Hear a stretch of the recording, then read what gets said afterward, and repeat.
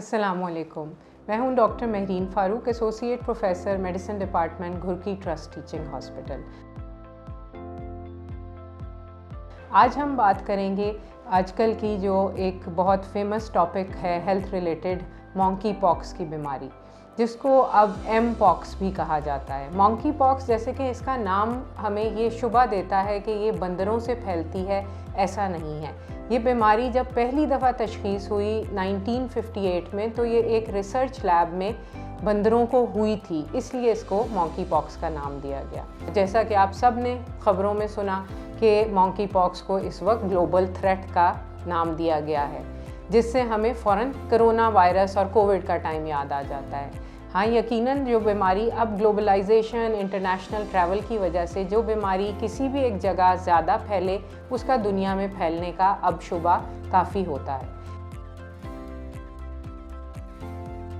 इसी तरह फिर हमारे मुल्क में आज की तारीख़ तक जो एम पॉक्स है, उसके 4 केसेस रिपोर्ट हो चुके हैं, 1 कश्मीर में और 3 KPK में।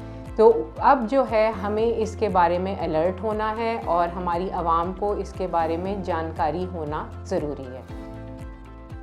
उसमें ये है कि अगर आप कहीं से ट्रैवल करके आए हैं या आपके घर में कोई ट्रैवल करके आया है और उसके कुछ दिनों बाद कोई बुखार है, गले में दर्द है और ख़ास तौर पर ये गर्दन और इसके गदूद बड़े हो गए, जिसे लिम्फ नोड्स कहते हैं इंग्लिश में, वो अगर सूज गए हैं और गिल्टियाँ बन गई हैं गले में या जिस्म में कहीं और सबसे अहम चीज़ कि अगर जिल्द पे कोई रैश बन रहा है। इसका रैश जो है वो आम तौर पर चेहरे से शुरू होके हाथों में हथेलियों पे और पैरों के निचला जो तलवे हैं उसको इफ़ेक्ट करता है मेनली।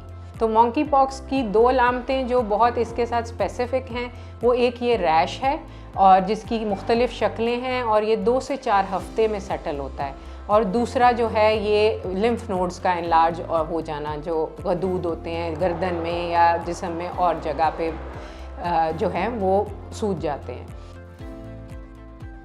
और ये बीमारी जो है फैलती बहुत तेज़ी से है, तो जो लोग उसके इर्द गिर्द होंगे उनमें बहुत शुबा है कि उन्हें भी ये बीमारी हो जाए, क्योंकि ये फैलती कैसे है? ये एक दूसरे से हाथ मिलाने से, गले मिलने से, इज़दवाजी ताल्लुकात से और सेक्सुअल कांटेक्ट से, इन चीज़ों से ये फैलती है। तो इर्द गिर्द जो 1 मीटर के डिस्टेंस में घर में लोग रह रहे हैं, उसमें ये सांस के ज़रिए भी फैलने का रिस्क होता है।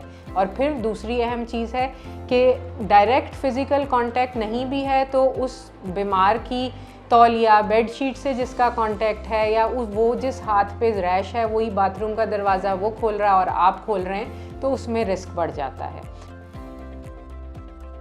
कि ये बीमारी क्योंकि है एनिमल बेस्ड, ये आती जानवरों से है, तो जो लोग जानवरों को हैंडल करते हैं, ज़ू में हैं या बाकी जो लोग जानवरों के साथ डीलिंग है, उनमें भी इसका रिस्क ज़्यादा है।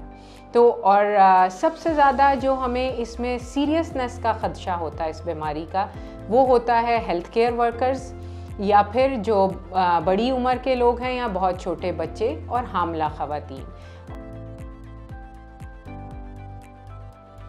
अब जहाँ तक रही बात कि इसको हम टेस्ट कैसे करते हैं, उसका PCR टेस्ट होता है, जो कुछ लैब्स में अभी मेरा ख़्याल में इस्लामाबाद ही कर रहा होगा, बाकी लैब्स में अवेलेबल नहीं है। अगर आपको कोई मुश्तबा सिम्टम हो तो अपने करीबी हॉस्पिटल या डॉक्टर से रिपोर्ट करें, ताकि वो आपको मज़ीद गाइड कर सके। और बात आती है इलाज की। इसकी इलाज में जो एंटीवायरल दवाइयाँ हैं, अगर बीमारी शिद्दत इख्तियार कर जाए तो वो इस्तेमाल होती हैं, और अदरवाइज़ इसमें सपोर्टिव केयर है कि जो जिल्द पे रैश बना है उसका ख्याल रखना है कि वो इन्फेक्ट ना हो जाए, वो ख़राब ना हो जाए, दाने जो हैं उनको फटने से बचाना है, बुखार है तो उसको मैनेज करना है, पानी की कमी है तो उसको हमने ड्रिप्स से या निमकोल से पूरा करना है, भूख नहीं लग रही तो उसका इलाज करना है।